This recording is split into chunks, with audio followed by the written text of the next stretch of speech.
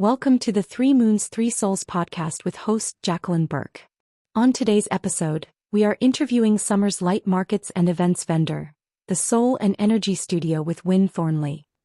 Welcome to the podcast, Wynne. How are you today? I'm good. Thank you so much for asking, Jacqueline. How are you? Oh, I'm good, thank you. Nice to have you join us. Before we get started, I'd like you to introduce your business to us. Okay.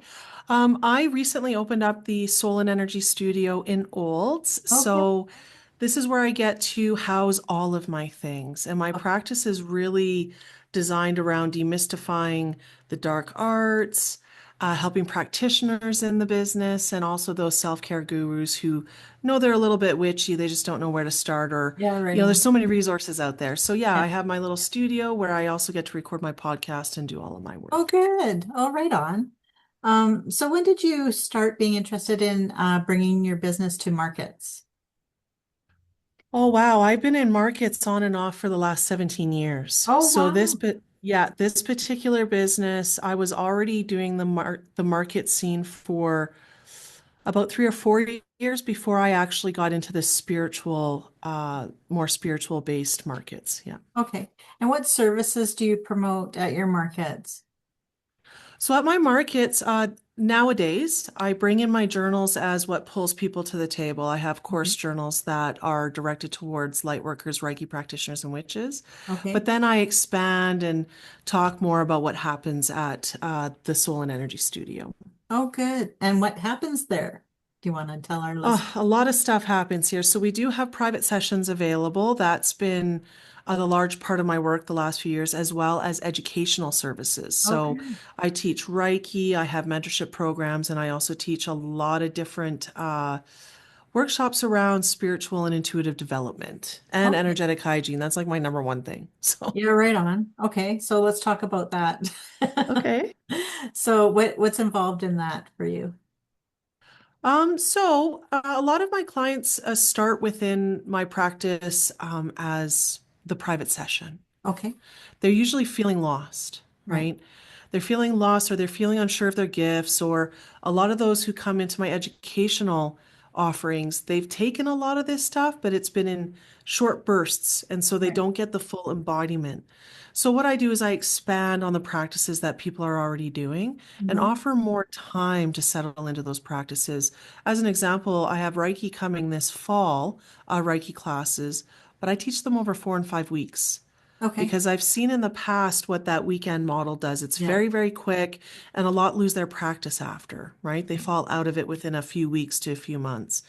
So, how my practice has been built is to help people learn the consistency in their practice so they have better results from all of this stuff that they're learning. Oh, And great. also receiving, like even within private sessions, I often give soul work so that people have things to work on in between our times together. Okay, perfect.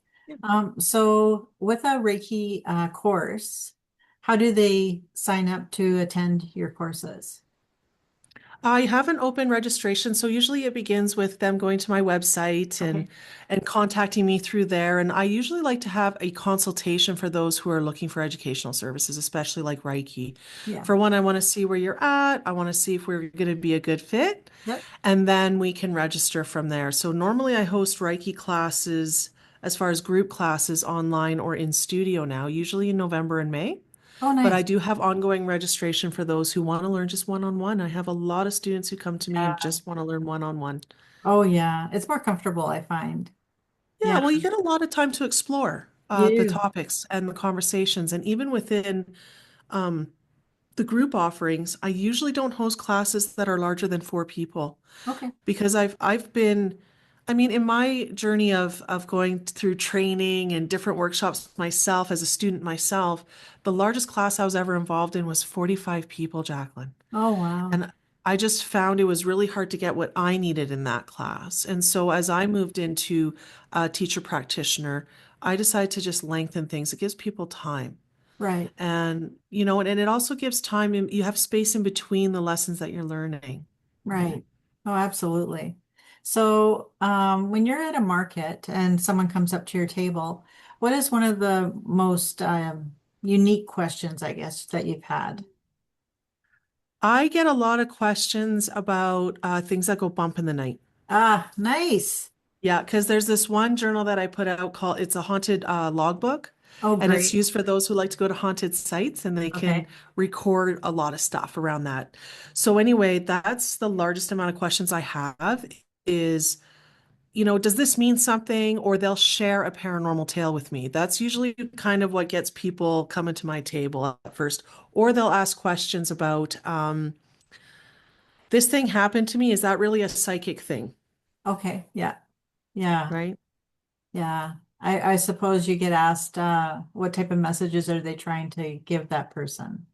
Absolutely. I get a lot Um, of people who share interesting signs and symbols with me that they receive. And they're mainly just looking for clarity about, is this really something or did I make it up? right. Right? Yeah. But the number one questions definitely at markets these days are, oh my gosh, I love haunted places. Let me tell you a story. Yeah. Something happened to me. Yeah. Oh, And, yeah. and I love it, right? Because we get to Absolutely. unpack it a little bit. Yeah. Oh, I love paranormal investigations. I love anything about it. Um, I communicate because I'm a psychic medium, but it gives a lot of comfort, I suppose, when people do have those experiences, although at times it can be frightening to them at first. Yes. But once they get clarity through yourself, then it's comforting to them.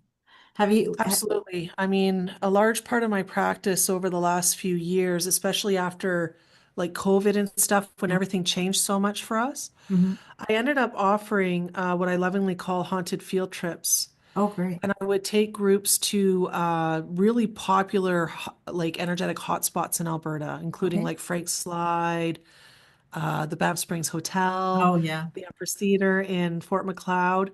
And to me, the very first, pardon me, sorry, first haunted Okay. field trip that I took people on was at Frank Slide. And I realized how deeply healing these field trips really were. Yeah. Because we got to go to these sites, not only feel what was going on ourselves, but we also got to demystify why are we feeling or knowing or seeing or hearing what we are. And Yeah. it really took a lot of fear out of people's hearts. And I think that that is so important because it's just more about, as you know, just diagnosing what's really happening. Right.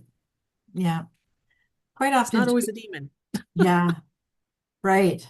Yeah, and I think that's the stigma around that whole paranormal thing is that's the first thing that people think of as, oh my God, it's a demon, Mhm. or it's a negative entity, but that's not majority of the case. Like, do you find that they just want to be heard? 100%. They Yeah. want somebody to say, I believe something happened to you. Yeah. Yeah. And when you offer that space of saying, I believe something happened to you, tell me more, Yeah. it just relieves so much off of their heart because we do live in a funky industry where, you know what I mean? Like a lot of it is Hollywoodized. Right. So those of us who are in practice know a lot of what Hollywood shows is not really conducive to what really happens in a Reiki session, in a haunted house clearing, blah, blah, blah, blah, blah, right? Yeah. So for them to be heard, and they also, there's a lot of stigma around our industry that it's full of charlatans. And earlier, in our history of this becoming a profession, there was a lot of charlatans, Yeah, absolutely. right? And so people are afraid of not being believed. And the majority of people around them, usually when I get these questions, they're not around people who believe this stuff. So the relief that somebody says to them, I believe something happened to you, please explain more. It really softens the edges on these people, and it's just a healing moment in that one moment to say, I believe you. I believe Yeah. something happened. What's one of the most well, it could be either challenging or most memorable, I suppose I could say, experiences in paranormal investigation for you. Ooh, that's a good one. Like, what's one that We've had, really stands out? last year, this is one of these things where you can't make it up. Like, no Right. matter what, you Yeah. can't make this up. Okay. Yeah. So last year, I took a lovely group of folks to the Empress Theater, and we had a full day of exploring the theater, but the most impactful, I would take the people to the theater and then I would take them by the Old Man River so that we could connect in with the elements and the indigenous Oh, and then we spend the day at the museum after. So this particular portion of the event took place at the Old Man River. We okay. were having lunch, we were having discussions, we did go into the meditation. And it was one of those times where I was calling forth the ancestors, I was calling forth the indigenous energy and the elements and all this, and I wasn't getting the ancestor I wanted. Yeah. Okay. This is how I wasn't getting the ancestor I wanted. I was blocking myself. So I'm sharing this with the group, and I said, I can't believe Betty didn't show up. Right. Okay. So there was three tiny, like miniature groups within the large group. Two out of those three were also looking for a Betty. Oh.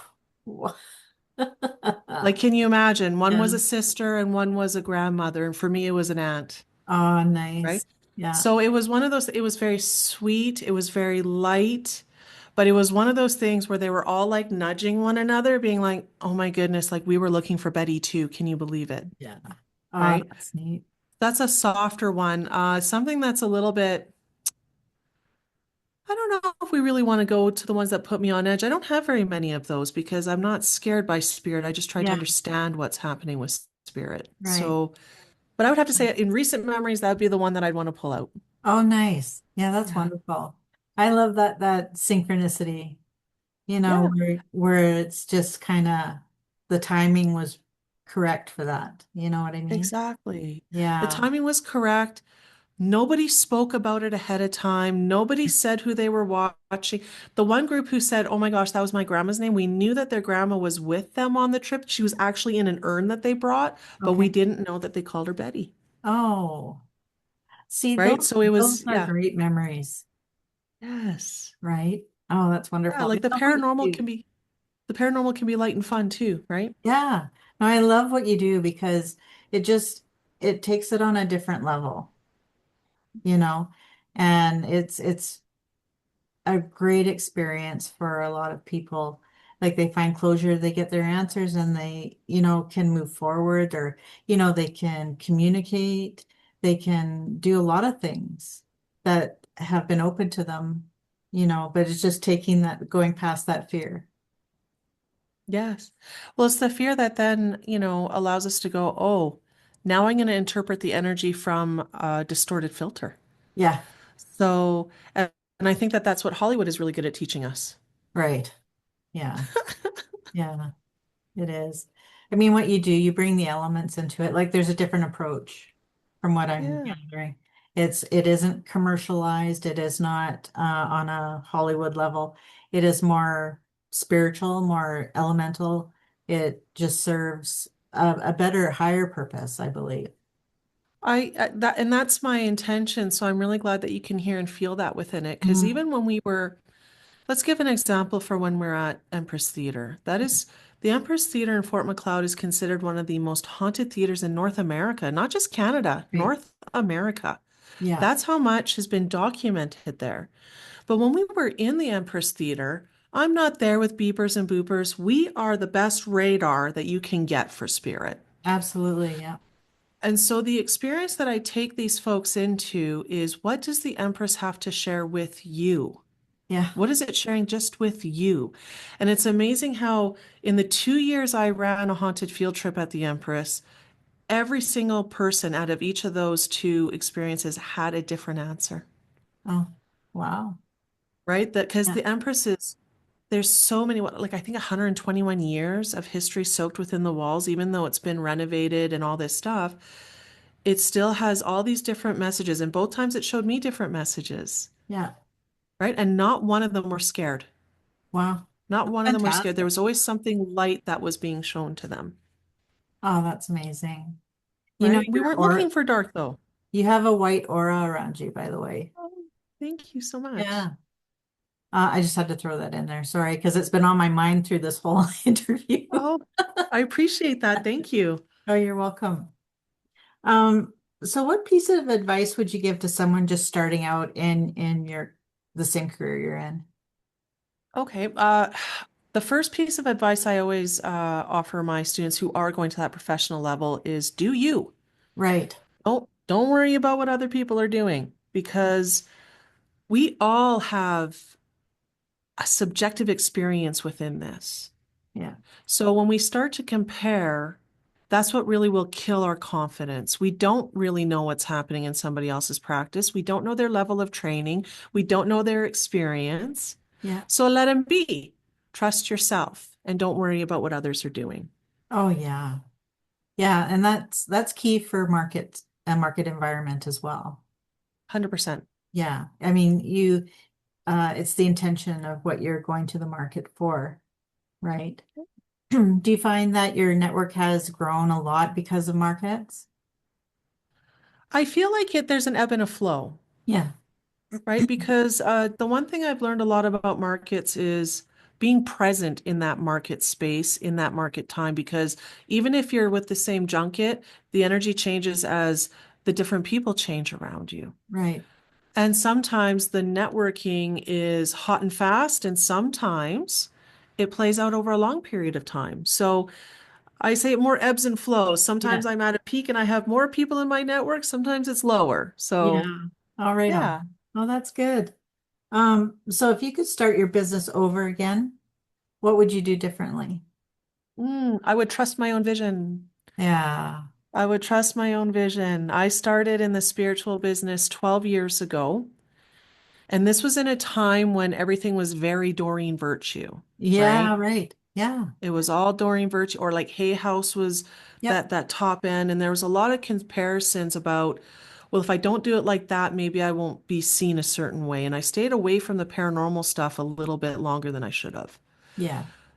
But I didn't trust my own vision. Oh, So that's what I would say. If I were to start over, yeah, I would trust my own vision for oh, sure. absolutely. Yeah, and again, I think some of that fear crops in there for people, eh? Well, 100%, because Yeah. I mean, it's easy to say this in hindsight, Yeah. right? But I've gained 12 years of experiences of pitfalls of following somebody else's system. Now, there's nothing wrong to be inspired by somebody else's Right. system, Yeah. but to try to play it like your own, no, no, no. You got to trust your own vision because, again, I've learned that my community is very, even though it bleeds into other people's communities, the people who we work with are really meant to align with us at that time. Yeah. Oh, yeah. They're drawn So, to you. yeah, and to do your clients the best service is work the vision that you know you have because that's what they're looking for. Oh, And yeah. you're doing them a disservice by not stepping fully into your vision. Yeah. Yeah. So just go with the heart. Turn the mind off Yeah. a little bit and Yes. lead more with the heart. Well, that's right. And trust. You're having this Yeah. divine download for a reason. So trust. The universe gave it to you for a reason, Yeah. right? Yeah, absolutely. Um, so how do you balance your personal life, like your me time, Mhm. with your career, with doing markets and or doing your paranormal investigations? So how do you balance all of that? Hmm. Honestly, not very well.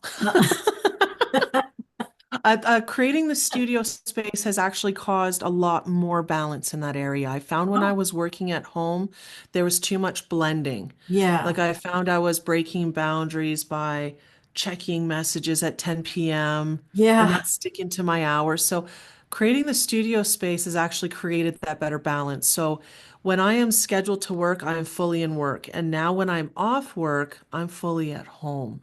that's nice. Yeah. Right. And now that I have a space to contain it, I found that's what's really worked for me. So yeah, I'm getting better at it. I'm getting Okay. better at it. Yeah, it's a work in progress, isn't it? Well, it is because there's a part of me that felt like if I'm in service to my community, I should just always be in service. So I've been checking and changing that belief system, recognizing that only when I'm available fully to my client is when I really should be Oh, connecting and yeah. Oh, doing the that's work. right on. That's wonderful. So what are some of the most important lessons you've learned from running your own business? Mm.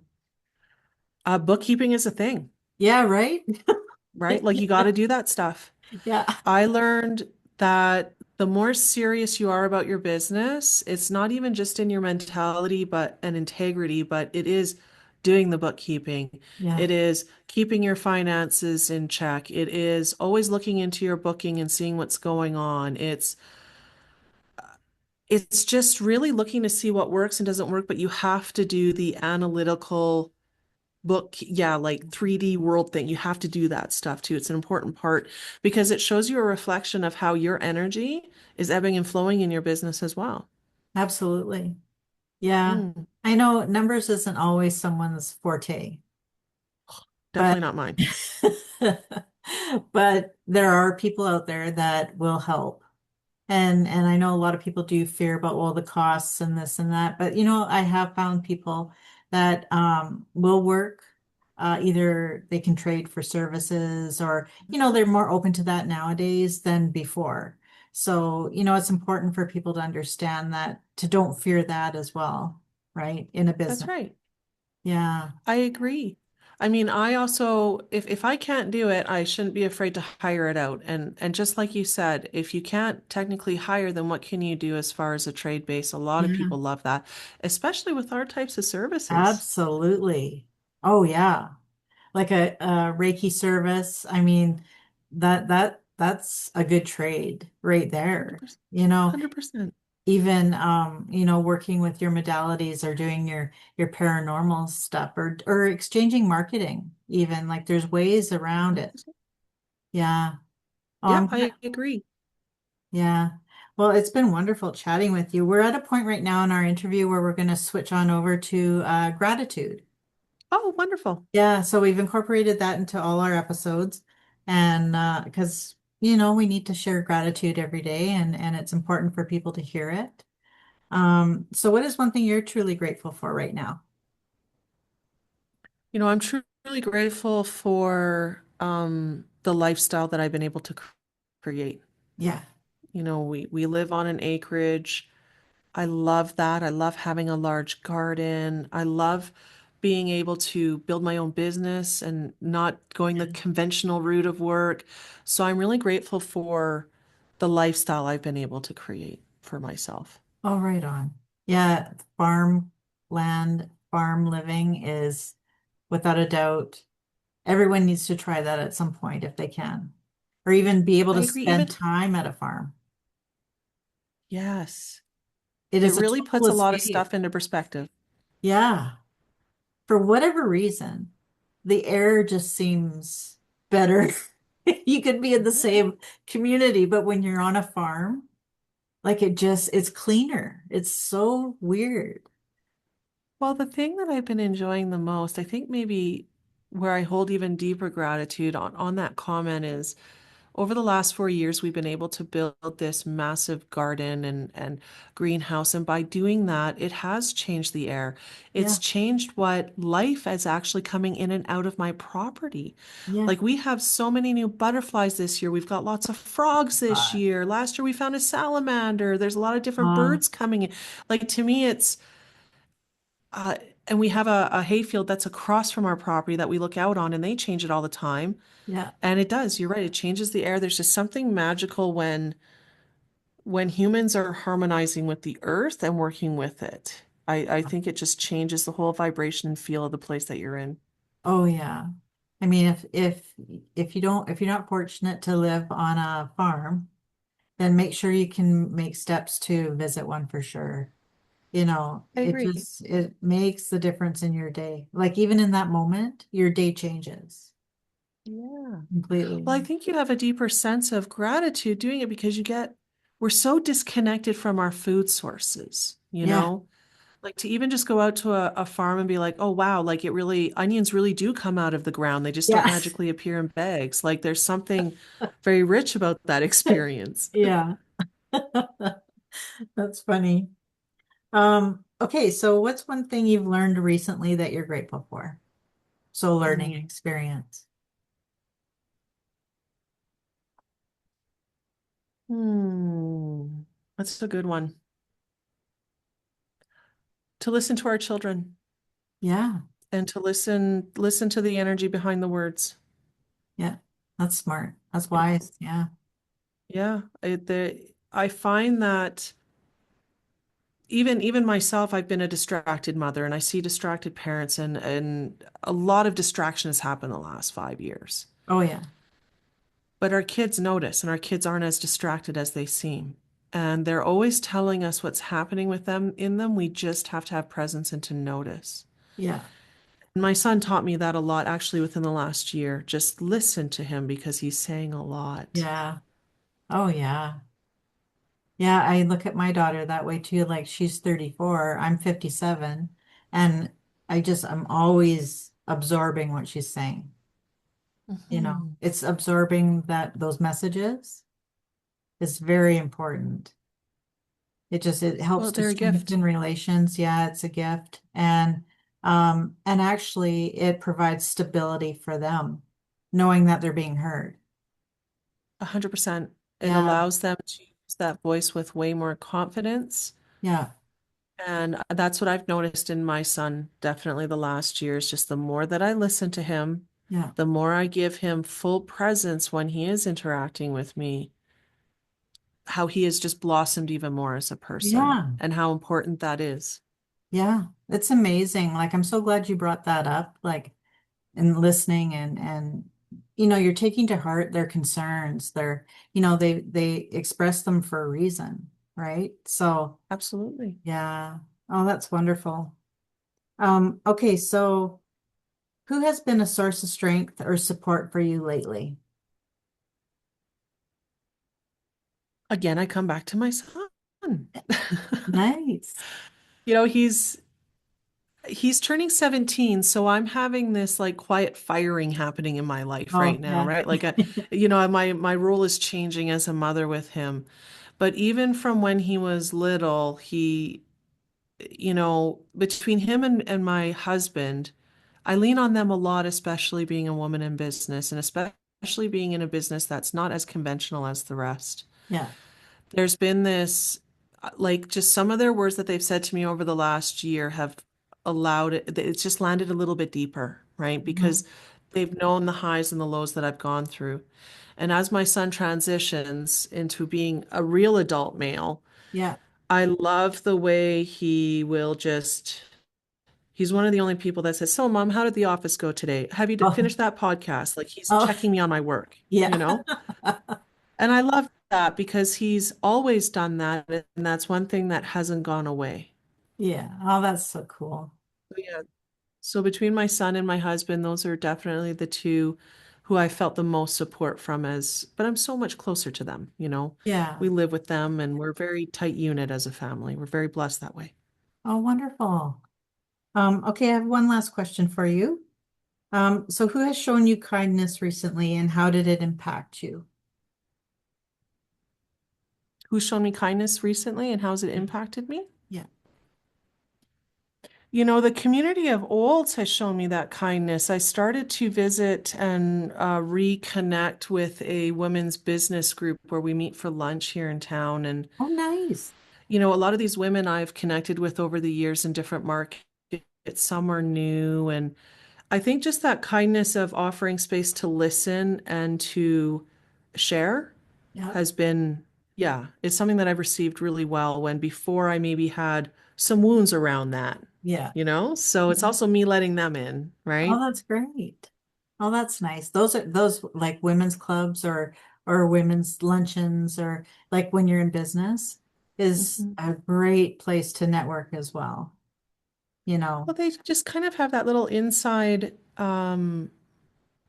knowledge on how it is to balance that life. I don't think Yeah. it's near as easy for men.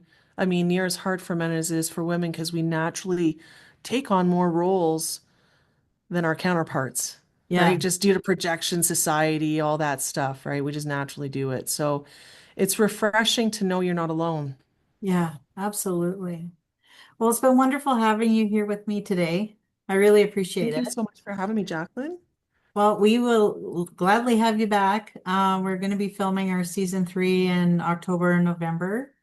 Okay. So I'd love to have you back, and then we can talk more about how your business has progressed in your new space, and maybe update on some markets that you've attended. Does that sound okay? I would love that. That would be amazing. Oh, wonderful. Well, thank you kindly, and I hope you have a lovely day. Yes, you too. Take good care. Thank you. Thank you for joining us today at the Three Moons, Three Souls podcast.